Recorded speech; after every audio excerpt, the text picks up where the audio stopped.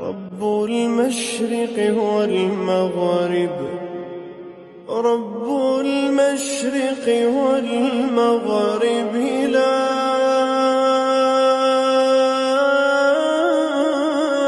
إله إلا هو فاتخذه وكيلا، واصبر على ما يقولون واهجرهم هجرا جميلا.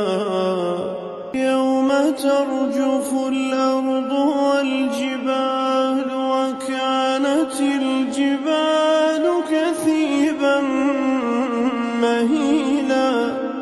إنا